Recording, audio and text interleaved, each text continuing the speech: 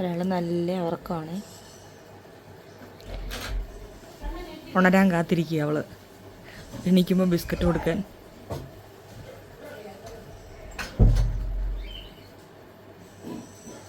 അവിടെ പാവ അവള്.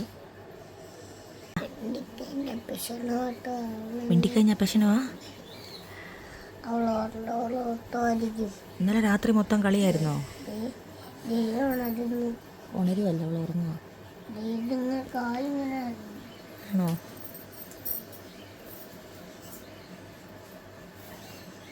അവള് കിടന്നുറങ്ങട്ടെ. ബിസ്ക്കറ്റ് പൊട്ടിച്ചേരട്ടെ. കിടു കഴിച്ചോ? ആ, സ്കൂളിലൊന്നും പോകുന്നില്ല, നന്ദുവിനെ സ്നേഹിച്ചോണ്ടിരിക്കുക. നിനക്ക് വേണ്ടേ? നന്ദു ഇവിടെ ഇരിക്കുക മോനെ, നമ്മളിപ്പോ കൊടുത്തോളാം, മക്കള് കഴിക്കേ. പക്ഷെ നന്ദുവിന് വേറെ കൊടുത്തോളും. എന്താ ഇഷ്ടപ്പെട്ടോ? ഇഷ്ടപ്പെട്ടോ? കൊള്ളാവോ? ഇവിടെ ഇരുന്നോ. ഞാൻ നന്ദുവിന് വാരി കൊടുക്കാത്ത വിഷമമാണ് മാർക്ക.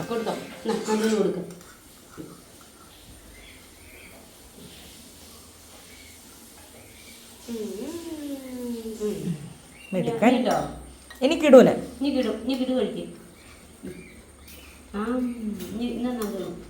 ഒരുപാട് എന്നിട്ട് വേഗം കുടിച്ചിട്ട് കുറച്ച് കൂടിപ്പോ. നന്ദു ഉഷുമ്പോ കൊടുത്തോളാം. നീ കുറച്ചത് മണി കഴിച്ചാ മതിയോ? അല്ല, ഒരു ബിസ്ക്കറ്റ് വന്നു പാർലേജി. ആണോ? അവിടെ ഇരിച്ചോട്ടോ. ഇരിക്കുന്നോ?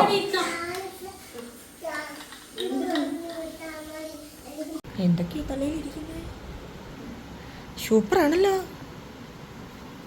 ആര് കുത്തി തന്നാ? ആണോ? സുന്ദരിയായി. കഴിച്ചോ? കഴിക്കണ്ടേ? എന്നാ കച്ചോ? പുട്ടിന്നോ? എപ്പോ ചോദിച്ചാലും പുട്ട് തിന്നെ പറയത്തുള്ളൂ. നാളെ അല്ല, രാവിലെയാ പുട്ട് തിന്നെ.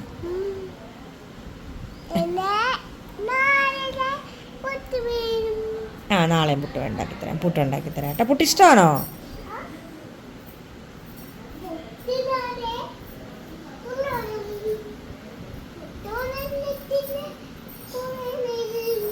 കഴിക്കുന്നേ എന്തോ അത്? മൂത്രം ഇല്ല പോവാൻ. മൂത്രം ഒഴിപ്പിച്ചാ ഞാൻ. വെള്ളം നല്ലോണം കുടിപ്പിച്ചു. ആ, കുഞ്ഞാണോ? എൻ്റെ കുഞ്ഞാണോ?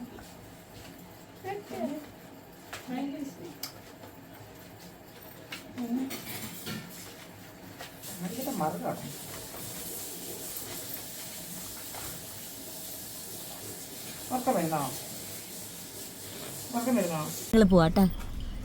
1 2 3. എങ്ങോട്ട് പോവാ? ഓ, അറിയാത്ത പോലെ. ഓ, പിന്നെ ആരോ വിളിക്കുന്നു. സുലൂമയ്ക്കും ഞാൻ ഇവിടെ ഉണ്ട്. അച്ചാച്ചിക്ക് സുലൂമയ്ക്കും ഞങ്ങള് പോയിട്ട് 5-6 ആഴ്ച. ഞങ്ങൾ 5-6 ആഴ്ച കഴിഞ്ഞിട്ട് വരാം. പെട്ടെന്ന് വരണേ. ആ, വരാവേ. എത്ര ദിവസം പോയിട്ട് വന്നാ പോരെ? പരീക്ഷയാ. അതെ, സുലഭയുടെ മോന് പരീക്ഷ. ഞങ്ങൾ കുടുംബത്തോടെ ബാംഗ്ലൂർ പോവാ. ശരി എന്നാ. അപ്പൊ എല്ലാവർക്കും നമ്മുടെ പുതിയൊരു വീഡിയോയിലേക്ക് സ്വാഗതം. ഞങ്ങൾ എവിടെ പോവാണെന്ന് വെച്ചാല് ഹോസ്പിറ്റൽ ആവശ്യത്തിന് വേണ്ടിയിട്ട് എറണാകുളത്ത് പോവാണ്. എന്റെ ഈ കോലം നോക്കണ്ട, നിൽക്കുന്ന നിപ്പിൽ വന്നതിന് കാരണം നമ്മൾ പോകുന്നത് അമ്മുവിന്റെ വീട്ടിലോട്ടാ. ഇന്ന് ഡോക്ടറെ കാണണ്ട, നാളെ കണ്ടാൽ മതി. അപ്പോൾ ആദ്യം നമ്മൾ കണ്ണൂർ അമ്മുവിൻ്റെ എറണാകുളത്തെ വീട്ടിൽ പോവും, മോളെ ഒന്ന് കാണിക്കും. അങ്ങനെ എനിക്ക് വേണ്ടപ്പെട്ട കുറച്ച് പേരുണ്ട്, അവരെയൊക്കെ കുഞ്ഞിനെ കൊണ്ടുവന്ന് കാണിക്കണം, നേരിട്ട് കാണിക്കണം എന്നുള്ളൊരു ആഗ്രഹത്തിൻ്റെ പ്രകാരം ഹോസ്പിറ്റലിൻ്റെ ആവശ്യം വന്നപ്പോൾ കുഞ്ഞിനെ കൂടെ കൂട്ടി. എനിക്കറിയാം ഇനി വീട്ടിൽ പോകുമ്പോഴത്തേക്ക് 1-2 ആഴ്ച ആവും. അപ്പം ട്രീറ്റ്മെൻറ്റ് നടക്കും അതിൻ്റെ വഴിക്ക്. അപ്പം നമുക്ക് കാണാം.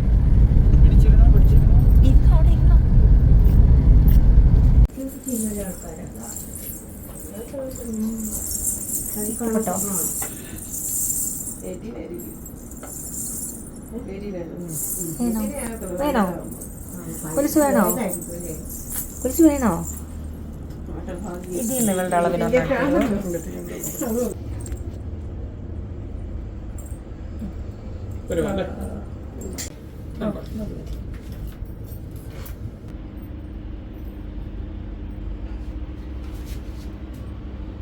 അത് അയഞ്ഞ ഇച്ചിരി കൂടി കയറ്റി. കൊലുസ് കിലുക്കോ നോക്കട്ടെ. കിലുങ്ങോണ്ട് നടക്കും. ഓയ് ഓയ്, ഇഷ്ടപ്പെട്ടോ? ഇഷ്ടപ്പെട്ടോ? കൊള്ളാവോ കൊലിച്ചേ? എന്നെ പറ്റിയേ? വിഷമത്തിലാണല്ലോ. മടിയിൽ കമന്ന് കിടക്കുക നോക്ക്.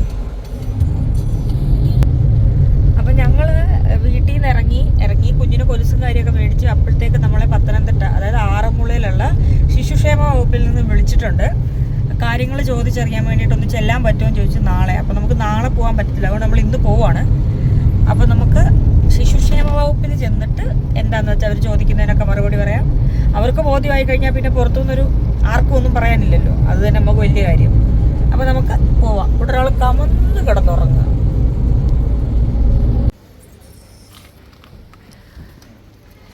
പാവയൊക്കെ ഞാൻ എടുത്ത് വെച്ചോളാം മാറി. അതിൻ്റെ ബോർഡുണ്ട് എവിടെ എവിടെയെങ്കിലും? 3 നില കയറിക്കും. ഉറങ്ങിക്കും, കയറിക്കും. 3 നില കയറണം.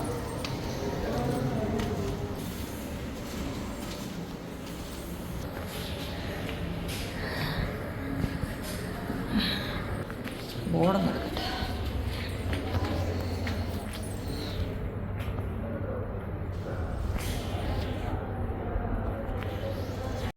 അപ്പം നമ്മൾ ശിശു സംരക്ഷണ സമിതി അതിൽ പോയി. അപ്പം കുറച്ച് സ്റ്റാഫ് ഉണ്ടായിരുന്നു, അവർ നമ്മളോട് സംസാരിച്ചു. അതിൻ്റെ മാമൊക്കെ സംസാരിച്ചു. അപ്പോൾ നിയമപ്രകാരം ഇങ്ങനെ പറ്റില്ല. അതായത് കുറേ പേര് കംപ്ലൈൻറ്റ് ചെയ്തു, വാട്സപ്പിലൊക്കെ അയച്ചു കൊടുത്ത് വീഡിയോ നടപടി എടുക്കാത്ത എന്താണെന്നൊക്കെ അവരോട് ചോദിക്കുന്നുണ്ട്. അപ്പം അങ്ങനെ പരാതികൾ വന്നത് പ്രകാരമാണ് വിളിച്ച് സംസാരിച്ചത്. അപ്പോൾ അവർക്ക് സ്വമേധയാ കേസ് എടുക്കാൻ പറ്റും. 6 വയസ്സ് കഴിഞ്ഞാൽ ഫോസ്റ്റർ പേരൻറ്റിങ് പറ്റും. നമുക്ക് കുട്ടീനെ വളർത്താൻ പറ്റും ഒരു പ്രായം വരെ. നമുക്ക് 3.5 വയസ്സ്. വളരെ മാന്യമായിട്ട് തന്നെയാണ് അവർ നമ്മളോട് ഇടപെട്ടതും സംസാരിച്ചതും കാര്യങ്ങൾ പറഞ്ഞ് മനസ്സിലാക്കി തന്നതും. അപ്പോൾ 6 വയസ്സ് കഴിഞ്ഞാൽ നമുക്ക് കുട്ടീനെ കൂട്ടിക്കൊണ്ടുവരണമെങ്കിൽ പറ്റും. അതിനും നിയമവശങ്ങളുണ്ട്. അപ്പോൾ ഈ പരാതി കൊടുത്തവരുടെ ഒരു മനസ്സാണ് ഞാനിപ്പോൾ ആലോചിക്കുന്നത്. അപ്പം നമുക്കിനി വേറെ വഴിയില്ല, മോളെ തിരിച്ചു കൊടുക്കണം. അപ്പം ഞങ്ങൾ എറണാകുളത്ത് പ്രഗ്നൻസി ട്രീറ്റ്മെൻറ്റിന് വേണ്ടിയിട്ട് പോകുന്ന വഴിയാണ്. അത് കഴിഞ്ഞ് അവിടെ നിന്ന് വയനാട്ടിൽ പോയി ചാച്ചനെ അമ്മയൊക്കെ കാണിക്കണമെന്നുള്ള പ്ലാനായിരുന്നു. എന്നിട്ട് തിരിച്ചു വരുമ്പോൾ മണിയമ്മയെ കൂടെ ഒന്ന് കണ്ടിട്ട് വരാം, കുഞ്ഞിനെ കാണിച്ചിട്ട് വരാമെന്ന്. ഇനിയപ്പോൾ വേറെ നിവൃത്തിയില്ല. ഞങ്ങൾ ആറന്മുളയിൽ നിന്ന് തിരിച്ചു പോവുകയാണ്. കാരണം എറണാകുളത്ത് പോയാൽ എന്നാ തിരിച്ചു വരുന്നതെന്ന് പറയാൻ പറ്റത്തില്ലല്ലോ. അതുകൊണ്ട് ഞങ്ങൾ തിരിച്ച് വീണ്ടും കാടിൻ്റെ ബോർഡർ വരെ പോവുകയാണ്. അജിത അങ്ങോട്ട് വരും. കാടിൻ്റെ ബോർഡർ വരെ പോവുകയാണ്. അജിത അങ്ങോട്ട് വരും. അവിടെ വെച്ച് ഞങ്ങൾ കൊച്ചിനെ കൊടുക്കും. എൻ്റെ കയ്യിൽ അവളുടെ സാധനം എല്ലാം ഉണ്ട്. എറണാകുളത്ത് പോയിട്ട് അവളുടെ തുണി സാധനങ്ങളും എല്ലാം ഞാൻ എടുത്തിട്ടുണ്ട്. മറ്റേ ബർത്ത് സർട്ടിഫിക്കറ്റും ആധാർ കാർഡും കണ്ടു വെച്ചാൽ എടുത്തിട്ട് വരാം. അങ്ങനെ ഞങ്ങളുടെ പൊന്നിന്ന് പോവുക.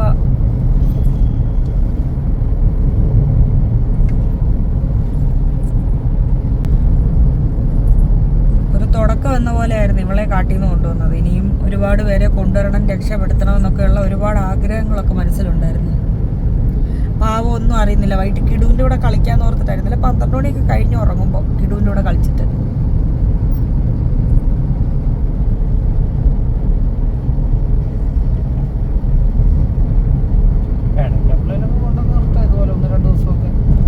പക്ഷെ ഇവളെ രാജകുമാരിയെ പോലെ തന്നെ വളർത്തും. ഇവള് കാട്ടിലാണെങ്കിൽ പോലും നല്ല രീതിയിൽ തന്നെ വളരാനുള്ള കാര്യങ്ങൾ നമ്മൾ ചെയ്യും.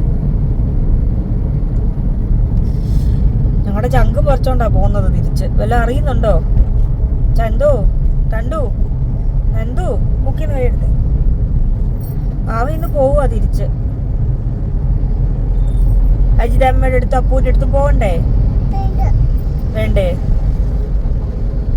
ഈ അമ്മേനെ മതിയോ? അമ്മ മതിയോ? അപ്പു പോയോ? അവളെല്ലാമായിട്ട് സാഹചര്യങ്ങളുമായിട്ടൊന്ന് ഇണങ്ങി വന്നതാ. എന്താ പോയോ? 6 വയസ്സാവട്ടെ കേട്ടോ. ആണോ?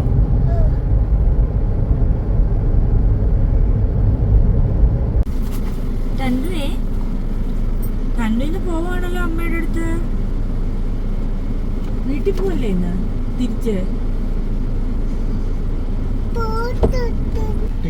ടിഷ്യൂ വേണ്ട, കൈ കൊടുത്തത് കൈ തുടച്ചാൽ മതി. ചൂടാ. അവിടെ ഇരുന്നോ, അവിടെ ഇരുന്ന് കഴിച്ചോ.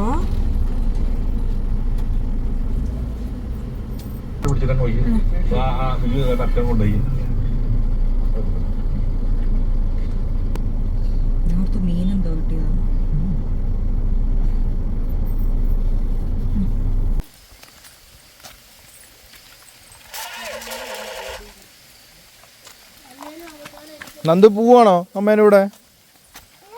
പോവാണോ?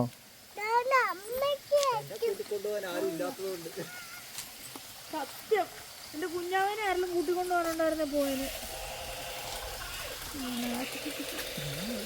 6 വർഷം വയസ്സാട്ടെ അന്നേരം അവിടെ കൂട്ടിക്കൊണ്ടുവരാമല്ലോ. 2.5 പെട്ടെന്നാവും, വർഷങ്ങൾ പെട്ടെന്ന് പോവും.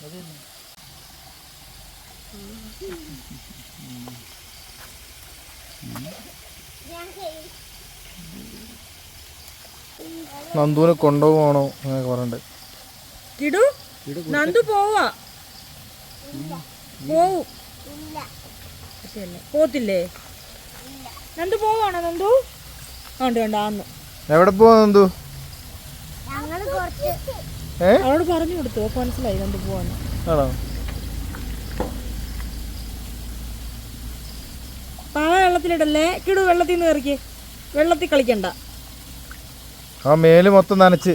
നിന്നെ തിരിച്ചു കൊണ്ടുപോകത്തില്ല കണ്ണാപ്പി, അപ്പൊ എറണാകുളത്ത് പോവാ. ആ കണ്ണാപ്പിയുടെ കൂടെ വണ്ടിയെ പോണെങ്കിൽ മണ്ണ് മേല് നനയ്ക്കരുത്. ആണോ? അവസ്ഥ എനിക്ക് കിടു വന്നേ. കിടു വെള്ളത്തിൽ കളിച്ച് ഞാൻ കൊണ്ടുപോകില്ല കേട്ടോ. കിടു ഞാൻ കൊണ്ടുപോകില്ല, മേത്ത് മൊത്തം വെള്ളമായി. ആണോന്നല്ല. കിടു മുമ്പോടേക്ക് നന്ദുന്. നന്ദു പോവാന്ന്.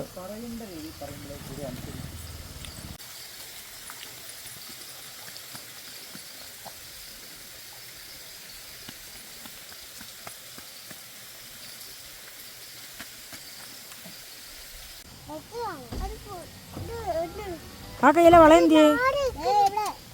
ആ കിടിയും കൊണ്ട് ഇട്ടോട് വള, വള ഇട്ടോട്. അത് ഒഴിവാ, ഇട്ടോട്.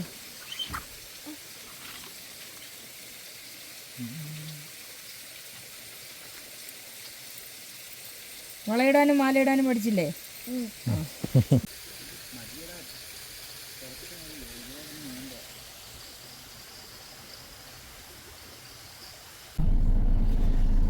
എനിക്കിപ്പോൾ പറയാനുള്ളതെന്ന് വെച്ചാൽ, ഞാൻ മോളെ ചേച്ചിക്ക് കൊടുത്തെന്നും പറഞ്ഞുകൊണ്ട് കുറേ പേര് കമൻറ്റുകളിട്ട്, പിന്നെ കുറേ ഓഫീസിൽ നിന്നൊക്കെ. എവിടെ നിന്ന് ചേച്ചി വിളിച്ചിട്ട് പറഞ്ഞാൽ? ഇന്ന് ജില്ലാ ശിശുക്ഷേമ സമിതി ഓഫീസിൽ നിന്ന് അങ്ങനെ കുറേ പേരൊക്കെ വിളിച്ചെന്ന് പറഞ്ഞു.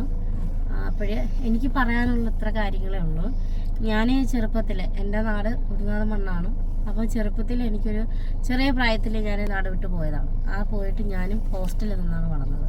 ഏതാണ്ട് 10 വയസ്സ് മുതൽ 19 വയസ്സോളം ഹോസ്റ്റലിൽ നിന്നാണ് പഠിച്ചത്. ആ ഒരു അനുഭവം എനിക്ക് അറിയാവുന്നത് കൊണ്ടാണ് പിന്നെ നാട്ടിൻപുറത്താണ് ഞാൻ പോയി നിന്നത്. അപ്പോൾ ഇന്നത്തെ ഈ അവസ്ഥയിൽ ഞാൻ കാട്ടിലാണ് കിടന്ന് വളർന്നെങ്കിൽ എനിക്ക് ഈ കാട്ടിലെ രീതി മാത്രമേ എനിക്കറിയത്തുള്ളായിരുന്നു. ഈ ഡ്രസ്സിൽ മര്യാദയ്ക്ക് ഇട്ടാലും കഴിയാലും കുളിച്ചാലും അല്ലെങ്കിൽ ഒന്ന് മര്യാദയ്ക്ക് നടക്കണമെന്നോ എടുക്കണമെന്നോ ഇതൊന്നും എനിക്കറിയത്തില്ല. കാട്ടിലെ രീതിയിൽ തന്നെ ഞാനും പോകത്തുള്ളൂ. അതേ ഉള്ളൂ. ആ കാട്ടിലെ രീതിയിൽ തന്നെ ഞാനും പോകത്തുള്ളായിരുന്നു. പക്ഷേ ഇപ്പം കുറച്ച് ഞാൻ നാട്ടിൻപുറത്ത് പോയി വളർന്നതിൻ്റെ കൊണ്ടായിരിക്കാം ഞാനിങ്ങനൊരു തീരുമാനം എടുത്തത്. അതൊരു തെറ്റാണെന്ന് ചോദിച്ചാൽ എന്നെ സംബന്ധിച്ച് എനിക്കത് തെറ്റല്ല. കാരണം ഞാൻ അവരെ കൊല്ലാനോ അല്ലെങ്കിൽ എന്നെ കൊണ്ട് പറ്റത്തില്ല എന്നും പറഞ്ഞുകൊണ്ട് ഞാൻ വേറൊന്നും ചെയ്യാനും ഞാൻ ഒരിക്കലും നോക്കിയിട്ടില്ല. ഞാൻ വളർന്നതുപോലെ അല്ലെങ്കിൽ എൻ്റെ ഒരു അവസ്ഥ എൻ്റെ പിള്ളേർക്ക് ഉണ്ടാവരുത്. എൻ്റെ ഇപ്പോഴത്തെ അവസ്ഥ എന്ന് പറഞ്ഞാൽ എനിക്ക് ഈ പിള്ളേരെ വീട്ടിലാക്കിയിട്ട് സുരക്ഷിതമായിട്ട് വീട്ടിലാക്കിയിട്ട് പോകാൻ പറ്റുന്നൊരവസ്ഥയല്ല. എൻ്റെ മൂത്ത മോന് വയ്യാത്തതാണ്. പിന്നെ എനിക്കൊരു 1 വയസ്സും 3 മാസം പ്രായമുള്ളൊരു കുഞ്ഞുണ്ട്. ഒരാൾ ഹോസ്റ്റലിൽ പഠിക്കുകയാണ്, രണ്ടാമത്തെ കൊച്ച്. ബാക്കി 2 കൊച്ചുങ്ങളും കുഞ്ഞാണ്. ഒന്ന് നമ്മളിപ്പോഴത്തെ വാവയും പിന്നെ നമ്മുടെ ഓറഞ്ച് കുട്ടിയും. അപ്പോൾ ഇവരെ രണ്ടുപേരും ഈ വയ്യാത്ത കുഞ്ഞിനെ അയപ്പിച്ചിട്ടാണ് ഞാൻ തൊഴിലുറപ്പിനായാലും കാട്ടിലെ പണിക്കായാലും ഞാൻ പോകുന്നത്. അത് ഞാൻ ഒറ്റയ്ക്കായിരിക്കും പോകുന്നത്, അല്ലെങ്കിൽ പണിക്കാരുണ്ടെങ്കിൽ അവരെ കൂടെ ആയിരിക്കും പോകുന്നത്. അപ്പോൾ ഇങ്ങനത്തെ ഒരു അവസ്ഥയിൽ വീട്ടിലാക്കാൻ പറ്റാത്തതുകൊണ്ടാണ് എനിക്ക് എൻ്റെ ആൾക്കാരെക്കാളും മറ്റാളെക്കാളും വിശ്വാസം ഉള്ളതുകൊണ്ടാണ് ഞാൻ ഈ ചേച്ചീനെ ഞാൻ പറഞ്ഞത്, ചേച്ചി ഞാനൊന്ന് സെറ്റിൽ ആവുന്നവരെ എനിക്ക് ആഗ്രഹം എന്ന് പറഞ്ഞാൽ പൈസയൊക്കെ ഉണ്ടാക്കി സ്വന്തമായിട്ട് എവിടെയെങ്കിലും ഇച്ചിരി 3 സെൻറ്റ് സ്ഥലമായാലും ശരി എനിക്ക് സെറ്റിലായിട്ട് പുറത്തോട്ട് ഇച്ചിരി വീടൊക്കെ വെച്ച് നല്ലപോലെ എല്ലാവരെ പോലെ എനിക്കും ജീവിക്കണം. ഞാൻ വളർന്നതിനേക്കാളും നല്ലോണം പിള്ളേരെ വളർത്തണം. അവരൊന്ന് ആഗ്രഹിക്കുമ്പോൾ ആ രീതിയിൽ ഒന്ന് മേടിച്ചു കൊടുക്കാനോ അല്ലെങ്കിൽ അവരുടെ ആഗ്രഹങ്ങളൊന്നും സാധിച്ചു കൊടുക്കാൻ പറ്റുന്നില്ല. ഒരു അമ്മയായിട്ട് പോലും എനിക്കത് പറ്റുന്നില്ല. കാരണം എൻ്റെ അവസ്ഥ അങ്ങനെയാണ്. അത് നിങ്ങൾക്ക് എങ്ങനെ പറയണമെന്ന് വെച്ചാൽ എനിക്കറിയത്തില്ല. അപ്പം എൻ്റെ ഇപ്പോഴത്തെ ഒരു മാനസികാവസ്ഥ കൊണ്ടാണ് ഞാൻ ഇങ്ങനൊരു തീരുമാനം എടുത്തത്. ചേച്ചിയിൽ കുഞ്ഞിനെ ഏൽപ്പിക്കുക. അപ്പം എനിക്ക് പറ്റാത്ത പലതും അവരെ കൊണ്ട് അത് പറ്റും, അല്ലെങ്കിൽ അവർ അങ്ങനെ നിന്ന് എൻ്റെ കൊച്ച് വളരുമെന്നൊരു വിശ്വാസം ഉള്ളതുകൊണ്ടാണ്.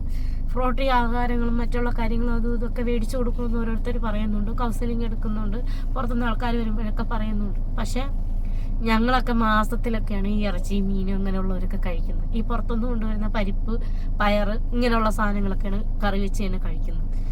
അപ്പം ഇങ്ങനെ ആകുമ്പോഴത്തേക്ക് എന്നെ പോലെ എല്ലാവരും ചിന്തിക്കണമെന്നില്ല. ചിലപ്പോൾ ഞാൻ പറഞ്ഞില്ലേ, ഞാൻ പുറത്തു പോയി പഠിച്ചുകൊണ്ടായിരിക്കാം, അല്ലെങ്കിൽ പുറത്തുനിന്നാൾ പോയി നിന്നുകൊണ്ടായിരിക്കാം എനിക്ക് ഇങ്ങനെയൊക്കെ തോന്നുന്നത്.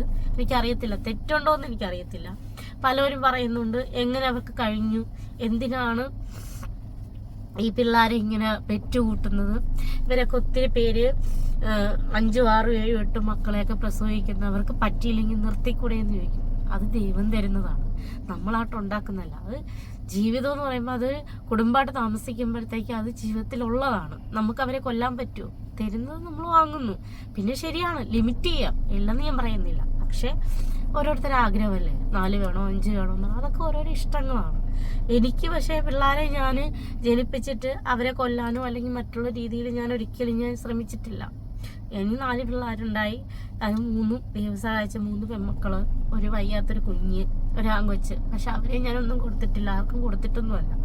അവർ നല്ലോണം വളരണം എന്ന് മാത്രമേ ഞാൻ ചിന്തിച്ചുള്ളൂ. അത് എന്നേക്ക് വേണ്ടിയല്ല, ഞാനൊന്ന് സെറ്റിലാവുമ്പോഴത്തേക്ക് എൻ്റെ കുഞ്ഞുങ്ങളെ തിരിച്ച് ഞാൻ കൊണ്ടുവരും. എത്രയോ പേരെ അങ്ങനെ ആക്കിയിട്ട് ഓരോരുത്തർ ജോലിക്ക് വേണ്ടി പോകുന്നു, സമ്പാദിക്കാൻ പോകുന്നു. അതേ ഞാനും ചിന്തിച്ചിട്ടുള്ളൂ. അല്ലെങ്കിൽ ഇങ്ങനെ പ്രശ്നങ്ങൾ പറയുന്നവരും പ്രശ്നങ്ങൾ ഇങ്ങനെ പറയുന്നവരും കമന്റ് ഇടുന്നവരും ഒന്നും ആലോചിക്കുക. നിങ്ങളെല്ലാവരും നല്ലോണം സമ്പാദിച്ച് നല്ല രീതിക്കും ജീവിക്കുന്ന വ്യക്തികളാണ്. എന്നെ സംബന്ധിച്ച് ഞാനൊരു ആദിവാസി ആണെന്നേ ഉള്ളൂ, പക്ഷെ വളർന്നതും പഠിച്ചതൊക്കെ പുറത്താണ്. അപ്പം ഞാൻ ആഗ്രഹിക്കുന്നത് പോലെ ഒരു ജീവിതം എൻ്റെ പിള്ളേർക്ക് കിട്ടണമെന്നുള്ളൊരാഗ്രഹം എനിക്കുണ്ട്. ട്രൈബളിൽ നിന്ന് ഒത്തിരി പേര് പറയുന്നുണ്ട് നമുക്ക് വീടുണ്ട്, സ്ഥലമുണ്ട്, കാര്യങ്ങളൊക്കെ ഉണ്ടെന്നൊക്കെ പറയുന്നുണ്ട്. പക്ഷേ ഇവരെല്ലാം വരുന്നു, പോകുന്നു, നോക്കുന്നു, ഓരോ മീറ്റിംഗ് നടത്തുന്നു. ഇതുവരെയൊക്കെയായിട്ടൊരു നല്ലൊരു വീട്, എൻ്റെ വീട് വെച്ചിട്ട് അതും പണ്ടപ്പോഴോ ഏതാണ്ട് 1 വർഷത്തോളമായി. ഒരു ടീച്ചറൊക്കെ വന്നിട്ട് ഇതേപോലെ വന്നൊരു വീട് ഷീറ്റൊക്കെ ഇട്ടൊരു വീട് കെട്ടിത്തന്ന് ഏതാണ്ട് 1 വർഷം അടുപ്പിച്ചായി. ആ വീടിൻ്റെ കമ്പ് പോയോ അല്ലെങ്കിൽ എന്താണ് അവസ്ഥ, ആരും ഇതുവരെയ്ക്ക് തിരിഞ്ഞു നോക്കിയിട്ടില്ല. 1 വർഷമായ വീട് നിങ്ങൾ ആരെങ്കിലും വന്ന് നോക്കണം. ആ വീട് നല്ലോണം, ശരിക്കും പറഞ്ഞാൽ നല്ലൊരു കാറ്റടിച്ചാൽ ഒടിഞ്ഞു വീഴാന്നേ ഉള്ളൂ. അതേപോലെ ചെതുക്കായി പലതും കമ്പുകളും ഒടിഞ്ഞു പോയി. ആ ഒരു അവസ്ഥയിലാണ് ആ വീട്ടിൽ കിടക്കുന്നത്. മഴ പെയ്താൽ നല്ല ചോർച്ചയുണ്ട്. പല പ്രാവശ്യവും ഞാൻ ചേച്ചിയോട് വിളിച്ച് പറഞ്ഞിട്ടുണ്ട്, ടാർപ്പ് വേണം, പിള്ളേരെ കൊണ്ട് കിടക്കാൻ പാടാണ്. ആ വീട്ടിൻ്റെ നേർക്കാട്ട് മരങ്ങളുണ്ട്, അതെപ്പോഴാണ് ഒടിഞ്ഞു വീഴുന്നതെന്ന് പോലും പറയാൻ പറ്റത്തില്ല. ഇങ്ങനത്തെ അവസ്ഥയിലാണ് കിടക്കുന്നത്. അപ്പം എനിക്കും ജീവിക്കണമെന്ന് ആഗ്രഹമുണ്ട്, നല്ലോണം പിള്ളേരെയും കൊണ്ട്. അതുകൊണ്ടാണ് ഞാൻ ഇങ്ങനൊരു തീരുമാനം എടുത്തത് തന്നെ. പിന്നെ ഈ പറഞ്ഞ കണക്ക് അങ്ങനെ ഇവർക്ക് പരാതിയും പ്രശ്നവും കാര്യങ്ങളൊക്കെ ഉണ്ടെന്നുണ്ടെങ്കിൽ ഒരു കാര്യം ചെയ്യട്ടെ, ഞങ്ങളെ രീതിയിൽ ഈ പറയുന്നവര് അവർക്ക് സഹായിക്കാൻ പറ്റുമെന്നുണ്ടെങ്കിൽ പുറത്തോട്ടൊരു വീട് വെച്ച് തരട്ടെ.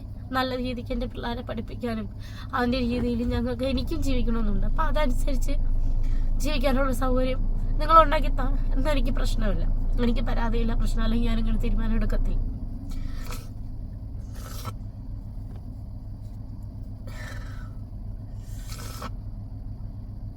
എനിക്ക് എൻ്റെതായ കുടുംബത്തിൽ എനിക്ക് ഒത്തിരി പ്രശ്നമുണ്ട്. ഞാൻ ആദിവാസിയാണ്, പക്ഷേ നിന്ന് പഠിച്ചോണ്ട് പേരിലും ഞാൻ ഒരാളെ സ്നേഹിച്ച് കെട്ടിയതാണ്. പുള്ളിക്കാരന് 22 വയസ്സിലാണ് കിട്ടിയത്. പുള്ളിക്കാരൻ്റെ കളിച്ച് നടക്കുന്ന പ്രായത്തിലും അവരുടെ ഒരു പക്വത, അവരും താഴ്ന്ന കുടുംബത്തിലുള്ളവരാണ്. പക്ഷെ അവർക്ക് അവരെ രീതിയിലൊരു പക്വത എത്തിയപ്പോഴല്ല ഞാൻ കല്യാണം കഴിച്ചത്. എനിക്കും അന്ന് 20 വയസ്സേ ഉള്ളായിരുന്നു. പക്ഷെ പുള്ളിക്കാരൻ എന്ന് പറഞ്ഞാൽ വേറൊരു രീതി സ്വഭാവമായിരുന്നു. എനിക്ക് അതിനെപ്പറ്റി പറയാൻ താല്പര്യമില്ല, പക്ഷെ ഞാൻ പറഞ്ഞു പോകുന്നതാണ്. ഞാനിങ്ങനെ എടുക്കേണ്ട തീരുമാനങ്ങൾ എടുക്കേണ്ട ഒരു അവസ്ഥ ഞാൻ പറഞ്ഞു പോയതാണ്. അപ്പം എനിക്കും എൻ്റെ ഹസ്ബൻഡിൻ്റെ ഇടയിൽ ഒത്തിരി പ്രശ്നങ്ങളുണ്ട്. പ്രായത്തിൻ്റെ ഉണ്ട്, പക്വതയുടെ ഉണ്ട്, ചിന്തിക്കാനുള്ള ഒരു പ്രശ്നം, ജീവിതത്തിൽ എന്തെന്ന് അറിയാൻ വയ്യാത്ത, അങ്ങനെ ഒത്തിരി പ്രശ്നങ്ങൾ ഞങ്ങൾക്കിടയിലുണ്ട്. എന്നെ പോലെ ആയിരിക്കത്തില്ല പുള്ളിക്കാരൻ ചിന്തിക്കുന്നത്, പുള്ളിക്കാരനെ പോലെ ആയിരിക്കത്തില്ല ഞാൻ. അങ്ങനെ ഞങ്ങളെ ഇടയിൽ ഒത്തിരി പ്രശ്നങ്ങളുണ്ട്. അതിൽ ഈ പിള്ളേരും കൂടെ ഒരു ആവണ്ടെന്ന് വിചാരിച്ചിട്ടാണ്. അവരെ ഭാവി നന്നാവട്ടെ. അപ്പം എനിക്ക് ഒറ്റയ്ക്ക് ജീവിക്കുന്നത് എനിക്കൊരു പേടിയുമില്ല, നല്ല ധൈര്യമാണ്. പക്ഷെ പെൺപിള്ളേരായിപ്പോയി 3, അതൊന്ന്. പിന്നെ വയ്യാത്തൊരു കുഞ്ഞ്, നെഫ്രോട്ടിക്കിൻ്റെ ഒരു അസുഖമുള്ളൊരു കൊച്ചാണ്. അതിന് ഞാനിനി കയറാത്ത സ്ഥലങ്ങളില്ല. അതേപോലെ ആശുപത്രിയിൽ കയറി ഇറങ്ങി. ഇപ്പം ലാസ്റ്റായിട്ട് ചേച്ചിയുടെ കെയർ ഓഫിൽ എറണാകുളത്ത് പോയി ആശ്രമ മെഡിസിറ്റി കാണിച്ചതിന് ശേഷമാണ് അവനിത്തിരി അസുഖം കുറഞ്ഞത്. മറ്റതും മാസം തോറും ഞാൻ ICU അവിടെ ഇവിടെ ആയിട്ടൊക്കെ ഞാൻ കിടന്നിട്ടുണ്ട്. അപ്പോൾ ഇങ്ങനെയൊക്കെ പ്രശ്നം ഉള്ളതുകൊണ്ടാണ്. പിന്നെ പുള്ളിക്കാരനുള്ള ഒരിത്, അത് ഞാൻ ആ ടോപ്പിക്ക് ഇന്ന് വരയ്ക്ക് ഞാൻ പറഞ്ഞിട്ടില്ല. കാരണം എനിക്കത് പറയാൻ താല്പര്യമില്ലാത്തൊരു വിഷയമായതുകൊണ്ടാണ് ആ പുള്ളിക്കാരനെ ഞാൻ കാണിക്കാത്തത് പോലും, പറയാത്തത്. ഞങ്ങൾക്ക് അതിനോട് താല്പര്യമില്ല. എനിക്ക് എൻ്റെ ജീവിതം, പിള്ളേർ, ഇത് മാത്രമേ ഞാൻ നോക്കിയിട്ടുള്ളൂ. അപ്പം എനിക്ക് പറയാനുള്ളതെന്ന് വെച്ചാൽ ഒറ്റ കാര്യമുള്ളൂ. ദൈവത്തോർത്ത് നിങ്ങൾ ആരും ഈ പറയുന്നവർ ചിന്തിക്കുന്നവരോ കമൻ്റ് ഇടുന്നവരോ അല്ലെങ്കിൽ മറ്റുള്ള രീതിയിൽ ചിന്തിക്കുന്നവരോ ഒന്നുമല്ല ഞാനിങ്ങനൊരു തീരുമാനം എടുത്തത്. എനിക്ക് എൻ്റെ വ്യക്തിപരമായിട്ട് ഞാൻ ഒത്തിരി അനുഭവിച്ചിട്ടുണ്ട്. അത് ഹോസ്റ്റലിലായാലും ഇവിടുന്ന് ചെറുപ്പത്തിൽ ഞാൻ പറഞ്ഞിട്ടുണ്ട് മറ്റൊരു വീഡിയോയിൽ, 500 രൂപയ്ക്ക് എൻ്റെ അപ്പൻ എന്നെ വിറ്റതാണ്. അവർക്ക് നല്ലൊരു മനസ്സുള്ളതുകൊണ്ടാണ് അവർ കൊണ്ടുപോയി ഹോസ്റ്റലിൽ കൊണ്ടുവന്നാക്കിയതും പഠിക്കാൻ പറ്റിയതും അങ്ങനെയൊക്കെ ഒത്തിരി കാര്യങ്ങൾ. ഇപ്പം കഴിഞ്ഞു പോയ കാര്യങ്ങളൊന്നും എനിക്ക് പറയാൻ വയ്യ. ഇപ്പം ഞാനിത് പറയാൻ കാരണമെന്ന് വെച്ചാൽ ഇപ്പം ഞാൻ ഒത്തിരി വിഷമിക്കുന്നുണ്ട്. കാരണം എന്ന് വെച്ചാൽ 2 ദിവസം കൊണ്ട് എനിക്ക് നല്ലൊരു സമാധാനം ഉണ്ടായിരുന്നു. ഒരു കൊച്ചെങ്കിലും അവരാഗ്രഹിക്കുന്നത് പോലെ നല്ല ഭക്ഷണമായാലും നല്ല രീതിയിലേക്കൊന്ന് കിടന്നുറങ്ങാനായാലും സുരക്ഷയായിട്ട് എനിക്ക് ആരുമില്ല. ഒരു അച്ഛനായിട്ട് അല്ലെങ്കിൽ ഒരു അമ്മയായിട്ടോ ഒരു ചേച്ചിയായിട്ടോ ചേട്ടനായിട്ടോ മുത്തശ്ശിയായാലും മുത്തശ്ശനായാലും കളിക്കാൻ കൂട്ടുകാരായാലും പുറം ലോകമായിട്ട് ഈ കാട്ടിക്കിടന്ന് ജീവിതം കളയാനേക്കാളും പുറം ലോകമായിട്ട് ഇടപെട്ട് സഹകരിക്കാനും നല്ലൊരു രീതിയിൽ നല്ലൊരു മൈൻഡ് കിട്ടുമെന്നുള്ള രീതിയിൽ ഞാൻ സമാധാനപ്പെട്ടിരിക്കുമായിരുന്നു. വിഷമമില്ലെന്നല്ല, പെറ്റാകാരന് വിഷമമുണ്ട്, മക്കളെ പിരിയുമ്പോൾ വിഷമമുണ്ട്. അതിനേക്കാളും അവർ നശിച്ചു പോയതിനേക്കാളും ആ പിരിഞ്ഞ വേദന അവർ നന്നായി കാണുമ്പോൾ അതിനേക്കാളും ഒരു സന്തോഷമാണ്. ചത്താലും പിന്നെ വിഷയമില്ല. അങ്ങനെ ഒരു തീരുമാനം എടുത്തുകൊണ്ടാണ് ഞാൻ ചേച്ചി ഏൽപ്പിച്ചത്. പക്ഷെ ഇന്ന് ഞാൻ തിരിച്ച് അതേപോലെ ഞാൻ ആ കാട്ടി കൊണ്ടുപോവുകയാണ് എൻ്റെ കൊച്ചിന്. ഇനി എങ്ങനെ വളരും, ഏത് രീതിയിൽ വളരും എന്ന് എനിക്കറിയത്തില്ല. പക്ഷെ എന്നെ കൊണ്ട് പറ്റുന്ന പോലെ ഞാൻ നോക്കും. ഒരിക്കലും കൊല്ലാൻ പോകത്തില്ല. അങ്ങനെ ഒരു തീരുമാനമില്ല. അവരെ വിധി അങ്ങനെയാണെന്നുണ്ടെങ്കിൽ അങ്ങനെ വളരട്ടെ. ഇനി ഞാൻ ഇങ്ങനൊരു വീഡിയോസ് ഇടാൻ ചിലപ്പോൾ ഇനി ഇങ്ങോട്ട് വരണമെന്നുമില്ല. ചിലപ്പോൾ ഇത് ലാസ്റ്റ് ആയിരിക്കും. കാരണം നമ്മൾക്ക് എങ്ങനെ രക്ഷപ്പെടാൻ നോക്കിയാലും ഓരോരുത്തരും കുറ്റവും പരാതിയും പ്രശ്നങ്ങളും അങ്ങനെ ചെയ്തുകൂടാ ഇങ്ങനെ ചെയ്തുകൂടാ മറ്റേതാണ് പ്രശ്നം എന്നൊക്കെ പറഞ്ഞുകൊണ്ട് ഓരോരുത്തർ പറയാൻ മാത്രമേ അറിയാവൂ. പക്ഷെ അവരിലേക്ക് ഇറങ്ങി വന്ന് സഹായിക്കാൻ ഒരു കുഞ്ഞുങ്ങൾക്ക് പറ്റത്തില്ല. പറയാൻ എളുപ്പമാണ്, എല്ലാവർക്കും അങ്ങനെ തന്നെ പറയാൻ എളുപ്പം. പക്ഷെ മനസ്സറിഞ്ഞ് ചെയ്യുന്നവരോ ഇതൊക്കെയാണ്. അതുകൊണ്ട് എനിക്ക് പറയാൻ ഇത്രയേ ഉള്ളൂ. ഞാൻ എന്തായാലും എൻ്റെ മോളെ തിരിച്ച് തന്നെ വാങ്ങുവാണ്.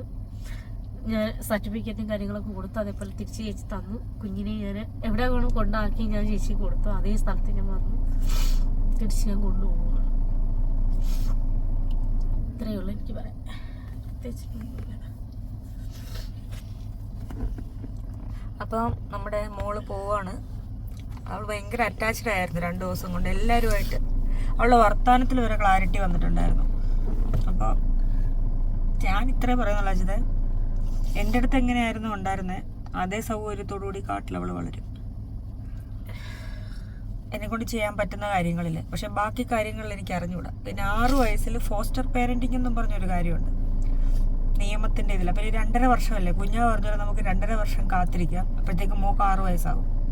അന്ന് ഞങ്ങൾ കൂട്ടിക്കൊണ്ടുവരും അജിത. അന്ന് അജിത തന്നാൽ മതി, അതുവരെ പൊന്നുപോലെ നോക്കിയാൽ മതി. പ്രത്യേകം പറയേണ്ട കാര്യമില്ല. അവളുടെ രീതി കാണുമ്പോഴേ അറിയാമല്ലോ അജിത എത്രത്തോളം കഷ്ടപ്പെട്ട. ഒറ്റയ്ക്ക് നോക്കും മക്കളെ, 4 മക്കളെ വളർത്തുക എന്ന് പറഞ്ഞാൽ നിസ്സാര കാര്യമല്ല. മോക്ക് 3 2.5 വയസ്സും ഇളയ കൊച്ചിന് ഏതാണ്ട് 1 വയസ്സായില്ല, 9 മാസം പ്രായമുള്ളൂ. അപ്പം പുള്ളിക്കാരൻ എന്നെ വഴക്കും പ്രശ്നവും കാര്യങ്ങളൊക്കെ ആയിട്ട് അവരെ നാട്ടിൽ വെച്ച് ഞാൻ അവരെ പിരിഞ്ഞതാണ്. ആ സമയത്ത് ഇതേപോലെ തിരുവനന്തപുരത്ത് ശിശുഭവനെന്നും പറഞ്ഞിട്ട് ഒരു മദർ ദേശം എന്നെ വിളിച്ചിട്ടുണ്ട്. അവിടെ ഞാൻ ഈ പിള്ളേരെ കൊണ്ടുവന്നാക്കിയിട്ട് ഞാൻ ഇതേപോലെ വീട്ടു ജോലിക്കും കയറി ഹോം നേഴ്സിനൊക്കെ പോയി. ഞാനും ഇതേപോലെ ജോലിയെടുത്ത് അന്നും ഇതേപോലെ ഈ 2 പിള്ളേരെ ഞാൻ നോക്കിയതാണ്. കാരണം എൻ്റെ ചുറ്റുപാട് അതായിരുന്നു. ആദിവാസിയായിപ്പോയി, പിന്നെ കാട്ടിലുള്ളതാണ് എന്നൊക്കെ പറഞ്ഞ് കെട്ടിപ്പോയി, അവരെ ജാതിക്ക് പറ്റിയതല്ല. അങ്ങനെ ഒത്തിരി ഞാനും ഈ പറഞ്ഞ കണക്ക് ജാതിയുടെ പ്രശ്നവും സ്ത്രീധനവും മറ്റുള്ള കാര്യങ്ങളൊക്കെ കേട്ടും ഒരുപാട് ഞാൻ സഹിച്ചതാണ്. മാനസികമായിട്ട്, ശാരീരികമായിട്ടല്ല മാനസികമായിട്ട് തകർന്ന വ്യക്തിയായിരുന്നു ഞാൻ അന്നൊക്കെ. നോക്കാനും എടുക്കാനും ആരുമില്ല. എനിക്കൊന്ന് തുറന്ന് ഓപ്പണായിട്ടൊന്ന് സംസാരിക്കാനും എൻ്റെ മനസ്സറിയാനും. പുള്ളിക്കാരനാണെങ്കിൽ അതിനുള്ളൊരു മെച്ചൂരിറ്റി ആയിട്ടില്ല എന്ന് തന്നെ പറയാം. കാരണം അങ്ങനെയായിരുന്നു പുള്ളിക്കാരുടെ രീതി. അതുകൊണ്ട് എനിക്കും ആ ഒരു പ്രായം കൂടെ ഉള്ളതുകൊണ്ട് എനിക്ക് എൻ്റെതായ രീതിയിൽ മനസ്സിലാക്കാനോ എടുക്കാനോ സഹകരിക്കാനോ പോലും ഒരു കുഞ്ഞുങ്ങളില്ലായിരുന്നു. ആ സമയത്ത് അമ്മയായി അടുപ്പിച്ച് 2 കൊച്ചുങ്ങളായി എനിക്കൊന്നും ചെയ്യാൻ പറ്റാത്ത അവസ്ഥ. അവസാനം ഞാൻ ആ ജീവിതം വേണ്ടാന്ന് വെച്ചിട്ടുണ്ടോ അങ്ങനെ ഒരു തീരുമാനം എടുത്ത ആ കുഞ്ഞുങ്ങളെ ഞാൻ ആ ചെറുപ്പപ്രായത്തിൽ കൊണ്ടുവന്നാക്കിയത്. ആ അനുഭവം എനിക്കിപ്പോഴും ഉണ്ട്. പിന്നെ ഞങ്ങൾ വീണ്ടും സംസാരിച്ച് കൗൺസിലിംഗ് ചെയ്ത ശേഷമാണ് പിന്നെ ഈ പുള്ളിക്കാരൻ കൂടെ വന്നാണ് ഈ 2 കുഞ്ഞുങ്ങളെ എനിക്ക് വിട്ടു തന്നത്. അതുവരെ ഈ ടേക്ക് കെയറിലായിരുന്നു. അപ്പം അങ്ങനെ ആക്കാൻ എനിക്ക് ഒരിക്കലും താല്പര്യമില്ല. എൻ്റെ മക്കൾ അങ്ങനെ ആക്കണമെന്നോ പഠിക്കണമെന്നോ എനിക്ക് ഒട്ടും താല്പര്യമില്ല. പിന്നെ എൻ്റെ മോൾ ഇപ്പം നിൽക്കണം എന്തെന്ന് ചോദിച്ചാൽ ഇപ്പോഴത്തെ അവസ്ഥയിൽ അവൾ വലുതാവാറായി, 10-12 വയസ്സായി. അപ്പം ഇപ്പോഴത്തെ ഒരു അവസ്ഥയിൽ വീട്ടിൽ നിന്ന് ശരിയാവത്തില്ല. പിന്നെ അവൾ നല്ലോണം പഠിക്കുന്നതും കൂടെയാണ്. അതുകൊണ്ട് പിന്നെ തൊട്ടടുത്താണ്, ഞങ്ങൾക്കൊക്കെ അറിയാം, അത്രയും ദൂരമല്ല. എനിക്ക് ഏത് സമയത്തായാലും ഒന്ന് പോയി കാണാൻ പറ്റുന്നൊരു അടുത്താണ്. അതുകൊണ്ടാണ് മോളെ ഞാൻ ചിറ്റാറ ഹോസ്റ്റലാക്കിയേക്കുന്നത്. അതും ഇതായിട്ട് ഒത്തിരി വ്യത്യാസം, തോന്നോ ദൂരമൊന്നുമില്ല. മറ്റേ തിരുവനന്തപുരത്തായിരുന്നു. അപ്പം അതിനെപ്പോലെ ഈ പൊടി കുഞ്ഞുങ്ങളെയൊന്നും അങ്ങനെ ആക്കാൻ എനിക്ക് താല്പര്യമില്ല. അതേപോലെ മോനെ ഞാനിപ്പോൾ ഹോസ്റ്റലാക്കാൻ തീരുമാനിക്കുന്നുണ്ട്. കാരണം അവന് തീരെ മറ്റേ നെഫ്രോട്ടിക്കിൻ്റെ അസുഖമുള്ളതുകൊണ്ടാണ് അവന് ഞാൻ വിടാതെ നിർത്തിയിരിക്കുന്നത്. എപ്പോഴാണ് എന്താണ് വരുന്നതെന്ന് എനിക്കറിയാൻ പറ്റില്ല. കാരണം അതേപോലെ ഞാൻ കിടന്ന് അനുഭവിച്ചിട്ടാണ് ആ കൊച്ചിൻ്റെ കാര്യത്തിൽ. എന്തെങ്കിലും ഒന്നാക്കി പോയിട്ട് പിന്നെ എനിക്ക് ഇടുന്നതിൻ്റെ പുറകെ ഓടാൻ പറ്റത്തുള്ളൂ. അവനെ പോലും ഞാൻ കൂടെ നിർത്തുന്നത്. എങ്കിൽ പോലും അവൻ സ്കൂളിൽ പോകുന്നില്ല. അവനും ആഗ്രഹമുണ്ട്. അവനാണ് ഏറ്റവും കൂടുതൽ എനിക്ക് ഏറ്റവും കൂടുതൽ സങ്കടം എന്ന് വെച്ചാൽ അവനെ കുറിച്ചിട്ടാണ്. അവൻ ഓരോ പ്രാവശ്യം ഓരോ ആഗ്രഹങ്ങൾ പറയും, ഓരോ നിമിഷങ്ങളും പറയും. 12 വയസ്സായ ചെറുക്കനാണ്, അമ്മ അത് വേണം ഇത് വേണം എന്നൊക്കെ പറഞ്ഞിട്ടുണ്ട്. പക്ഷെ എനിക്ക് ഇന്ന് വരെയ്ക്കും എൻ്റെ സ്വന്തം പൈസ കൊടുത്തോ അല്ലെങ്കിൽ സ്വയം കഷ്ടപ്പെട്ടിട്ടോ എനിക്കത് മേടിച്ചു കൊടുക്കാൻ എനിക്ക് ഇന്ന് വരെയ്ക്കും പറ്റിയിട്ടില്ല.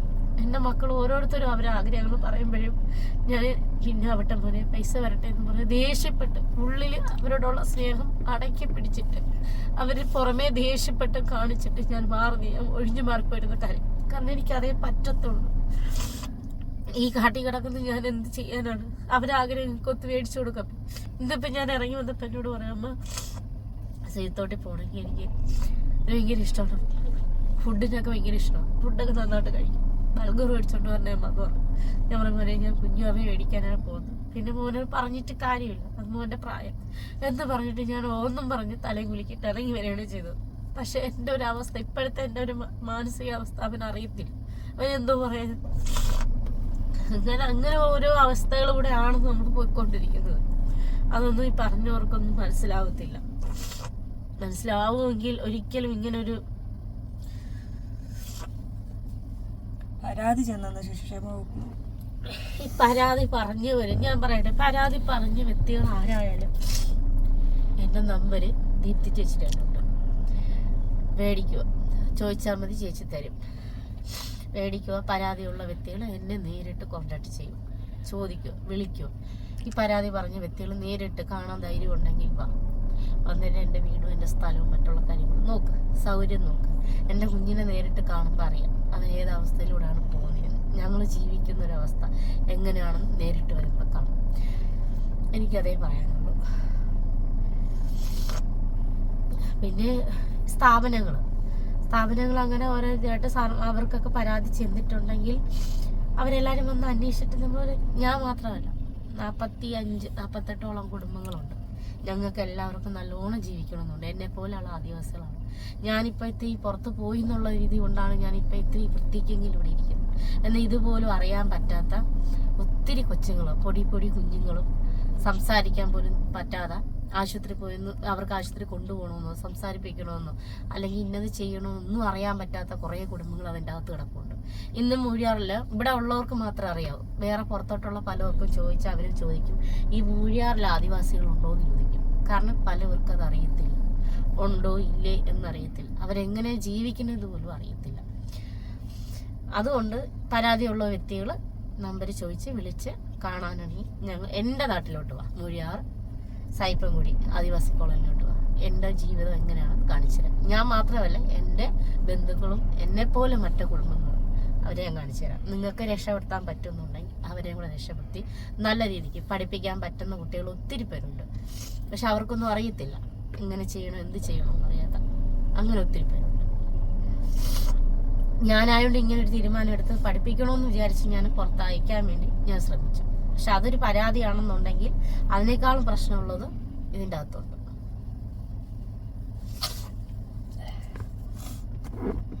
അങ്ങനെ മോളെ കൊണ്ട് അജിത ബസ് എപ്പോഴാണ്? എനിക്കിനി 7 മണിക്കുള്ള ബസ്. സമയം എത്ര? 5:16. പിന്നെ ഉള്ള പ്രശ്നം എന്ന് പറഞ്ഞാൽ വേറെ ഒന്നുമല്ല, അസുഖങ്ങൾ എന്തെങ്കിലും വന്നു കഴിഞ്ഞാൽ നമുക്ക് KSVയിൽ ഒരു ആംബുലൻസ് ഉണ്ട്. അത് പൊതുവേ ഉള്ളതാണ്, KSVക്കാർക്കാണ്. നമുക്ക് പിന്നെ എന്തെങ്കിലും ആവശ്യം വന്നാൽ ട്രൈബലുകാർക്കും വിളിച്ചുകൊണ്ട് പോവാം എന്നേ ഉള്ളൂ. അല്ലാതെ രാത്രിയായാലും മറ്റുള്ള കാര്യങ്ങൾക്ക് ആവശ്യം വന്നാൽ പെട്ടെന്ന് ഓടിച്ചെന്ന് 40 മുറി ആശുപത്രി ഉണ്ട്. അവിടെ അങ്ങനെ എല്ലാ മരുന്നുകളൊന്നുമില്ല കൃത്യമായിട്ട്. പ്രത്യേകിച്ച് നഫ്രോട്ടിക്ക് ഇങ്ങനെയുള്ള അസുഖങ്ങളും വേറുള്ള അസുഖങ്ങളൊക്കെ വന്നാൽ അതിനുള്ളതില്ല. അവിടെ പോയാൽ അവിടെ നിന്ന് നൂരി വിടുന്നത് സീതത്തോടാണ്. സീതത്തോട് ഡോക്ടർ ഇല്ലെങ്കിൽ നേരെ പത്രത്തിലേക്ക് പോകാൻ പറ്റും. ഇങ്ങനെയൊക്കെ പല കാര്യത്തിനും ബുദ്ധിമുട്ടുള്ളതാണ് ഈ സ്ഥലം. ഇപ്പം ഞാൻ പോകുന്നു, ഇനിയിപ്പം കുഞ്ഞിനെയും കൊണ്ട് പോകുന്നു. ഇനി എന്തെങ്കിലുമൊക്കെ പ്രശ്നമോ കാര്യങ്ങളൊക്കെ വന്നാൽ ആരെല്ലാം വിളിക്കണമെന്ന് അറിയാമോ? ട്രൈബൽ ആയിപ്പോയോണ്ട് ഇവിടുത്തെ ട്രൈബൽ ഓഫീസറെ വിളിച്ച് പറയണം, പ്രമോട്ടെ വിളിച്ച് പറയണം. ഇതൊക്കെ വിളിച്ച് പറഞ്ഞാൽ മാത്രമേ ആംബുലൻസ് വിട്ടു തരത്തുള്ളൂ. ആ സമയത്ത് ഏതാണ്ട് ആവേണ്ട രോഗികൾക്ക് ഏതാണ്ട് പകുതിയാവും. കാരണം അങ്ങനെയാണ് നമ്മളെ അവസ്ഥ. എനിക്ക് പറയാനുള്ളത്, ഈ സർക്കാരായാലും ആരായാലും ഞാൻ പറയാനുള്ളത് ഇത്രയേ ഉള്ളൂ. അതിനിപ്പം ട്രൈബലിലെ സാർമാരായാലും അല്ലാത്ത ഏത് വലിയ ഓഫീസർ സാർമാരായാലും ശരി തന്നെ പറയാനുള്ളത് ഇത്രയേ ഉള്ളൂ. നിങ്ങൾ വീഡിയോസ് കണ്ടിട്ടാണ് ഇങ്ങനെ ഓരോ ഇത് പറയുന്നുണ്ടെങ്കിൽ, കമൻറ്റുകളായാലും പരാതികളായാലും കിട്ടിയെന്നും പറഞ്ഞ് പറയുന്നുണ്ടെങ്കിൽ, ഈ പറയുന്ന വ്യക്തികൾ ദൈവത്തോർത്ത് നേരിട്ടൊന്ന് വന്ന് കാണുക. എല്ലാ സ്ഥലങ്ങളും എല്ലാവരെയും വന്ന് നേരിട്ട് കാണുക, അറിയുക, അവിടുത്തെ പ്രശ്നങ്ങൾ മനസ്സിലാക്കാൻ നോക്കുക. ഞങ്ങളിലേക്ക് ഇറങ്ങി വരിക, ഇതേ എനിക്ക് പറയാൻ പറ്റത്തുള്ളൂ. ഞങ്ങളിലേക്ക് ഇറങ്ങി വന്ന് ഞങ്ങളെ പ്രശ്നങ്ങൾ എന്താണെന്ന് അറിഞ്ഞിട്ട് അതിനുള്ള പരിഹാരം ചെയ്യാൻ നോക്കണം. എന്നിട്ടാണ് ഈ പ്രശ്നങ്ങൾ പറയുന്നുണ്ടെങ്കിൽ, അല്ലെങ്കിൽ ഇങ്ങനെ ഒരു തീരുമാനം എടുക്കുമ്പോൾ അവരെ കുറ്റം പറയാൻ ഈ പരാതി കിട്ടിയെന്നു അതാണ് ഇതാണെന്ന് പറഞ്ഞിട്ട് പരാതി പറയുന്ന ഓരോ വ്യക്തികൾക്ക് പറഞ്ഞ ഒരു ന്യായമുണ്ട്. ഇത് ഞങ്ങൾ അറിയത്തുമില്ല എടുക്കത്തുമില്ല എന്നാൽ ചുമ്മാ ഓരോരുത്തർ കമന്റ് ഇടുകയും ചെയ്യും. ഇന്ന് ശരിക്കും പറഞ്ഞാൽ അത് കേട്ടപ്പോൾ എനിക്ക് ശരിക്കും ഒന്ന് ആദ്യം കേട്ടപ്പോൾ എനിക്കൊരു ദേഷ്യം തോന്നി. രണ്ടാമത് കേട്ടപ്പോൾ എനിക്ക് ഒരു ചേച്ചി കമന്റ് ഇട്ടതാണ്, ഇങ്ങനെ പെറ്റു കൂട്ടാനാണെങ്കിൽ എന്തിനാ അവരെ പ്രസവിക്കാൻ പോകുന്നു, എന്തിനു 4, 8, 10 പിള്ളേരെ ഉണ്ടാക്കാൻ പോകുന്നു. അപ്പം ഞാൻ ചോദിക്കുന്നു, ഈ പറയുന്ന പുള്ളിക്കാരത്തി ചിലപ്പം കെട്ടി കാണത്തില്ലായിരിക്കും, പക്ഷെ ഒരു പക്ഷേ കെട്ടിയാൽ തന്നെ ഈ പറയുന്ന വ്യക്തി ഒരു അമ്മയല്ലേ, അല്ലെങ്കിൽ പോട്ടെ സപ്പോസ് ഒരു ഭാര്യയായിരിക്കാം, ഒരു അമ്മ ആവാൻ പോകുന്ന വ്യക്തിയായിരിക്കാം. അവർക്ക് ദൈവം അനുഗ്രഹിച്ചു കൊടുത്ത മക്കളെ ഇവരെന്ത് ചെയ്യും? അവരെ അവസ്ഥയിലും ഒക്കെ അവർക്ക് വളർത്താൻ പറ്റും. അവർക്ക് നല്ല സാമ്പത്തിക കാര്യങ്ങളുള്ളവരാണെങ്കിൽ ഓക്കെ അവർ വളർത്തും. പക്ഷേ ദൈവം അറിഞ്ഞു കൊടുക്കുന്ന കുഞ്ഞുങ്ങൾ എനിക്ക് 1 മതി 2 മതി 3 ഉണ്ടെന്ന് പറഞ്ഞിട്ട് അവർ കൊന്നുകളയും. ഒരിക്കലുമില്ല, ശ്രമിക്കത്തില്ല. എനിക്ക് 4 എണ്ണത്തിൽ ഉണ്ടായി, എനിക്ക് എൻ്റെ അവസ്ഥയിൽ വളർത്താൻ പറ്റിയില്ല. ഒരു താൽക്കാലികമായിട്ട്, അതും എനിക്കറിയാവുന്നത് കൊണ്ട് മാത്രം. എൻ്റെ ആൾക്കാരെ, എൻ്റെ കാട്ടിലുള്ള ആൾക്കാരെ അല്ലെങ്കിൽ മറ്റുള്ളവരെക്കാളും ഞാൻ നന്നായിട്ട് ഈ 2-2.5 വർഷം കൊണ്ട് ഞാൻ മനസ്സിലാക്കുന്ന ഒരു വ്യക്തി. ഞാൻ ചേച്ചിന്ന് വിളിക്കണമെങ്കിലും എന്നെ ശരിക്കും എൻ്റെ മനസ്സിൽ ഞാൻ ചേച്ചി അമ്മാന്ന് തന്നെ എൻ്റെ പിള്ളേർക്ക് പോലും ഞാൻ പറഞ്ഞു കൊടുത്തിട്ടുണ്ട്. കാരണം അതേപോലെ എന്നെ സഹായിച്ച ഒരു വ്യക്തിയാണ് ഈ ദീപ്തി ചേച്ചി. അപ്പം അത്രയും വിശ്വാസം ഉള്ളതുകൊണ്ട് മാത്രമാണ് ഞാൻ ആ ചേച്ചിനെ എൻ്റെ പിള്ളേരെ ഏൽപ്പിച്ചത്. എനിക്കറിയാം അത് പെങ്കൊച്ചാണ്, എല്ലാവരെ പോലെ ഓരോ സുരക്ഷത കിട്ടത്തില്ല എന്ന് എനിക്ക് ഉറപ്പാണ്. പക്ഷേ എന്നാൽ എനിക്ക് ഈ ചേച്ചിയുടെ കാര്യത്തിൽ എനിക്കത് വിശ്വാസമാണ്. അതുകൊണ്ടാണ് ഞാൻ പെങ്കൊച്ചായിട്ട് പോലും ഞാൻ ആ ചേച്ചിനെ ഏൽപ്പിച്ചത്.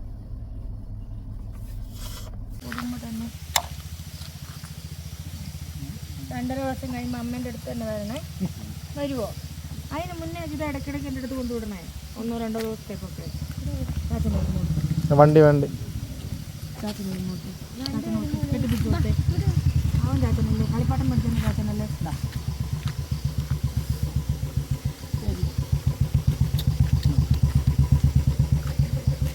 എന്നാണോ ഇത്? സ്വത്താണോ ഇത്?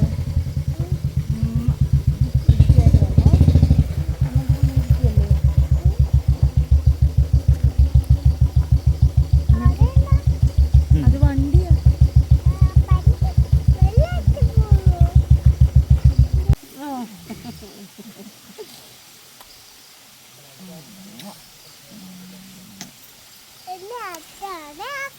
അതല്ല കീർത്ത, ഇപ്പൊ അമ്മയുടെ കൂടെ പൊക്കോ. അയ്യോ അമ്മ നമുക്ക് വിഷമാവും. വീട്ടിൽ പോണ്ടേ? 24 മണിക്കൂർ 2 ദിവസമായിട്ട് ഒരുമിച്ചല്ലേ. വീട്ടിൽ പോണ്ടേ പോലെ? കൊടുക്കടാ, അവിടെ കുഞ്ഞാളെ ഉണ്ടല്ലോ. ഇറങ്ങിയോ? ഇറങ്ങി കൊടുക്ക് കൊടുക്ക്. അതെ കൊടുക്കൂ വിടൂ. അതൊക്കെ ഇരുത്താം. അമ്മ ബാ പൊന്നു, ബാ നമുക്ക് വീട്ടിൽ പോവാം. ബാ. അയ്യോ വീട്ടിൽ പോണം. വീട്ടിൽ അടുത്ത് വന്നേടാ. ഓട്ടെന്ന് പറ. അയ്യോ വീട്ടിൽ പോണം. വീട്ടിൽ പോണം. കുഞ്ഞാളെ വീട്ടിലുണ്ട്. ബാ നമുക്ക് പോവാം. ബാ നമുക്ക് വീട്ടിൽ പോവാം. വീട്ടിൽ പോവാമല്ലോ.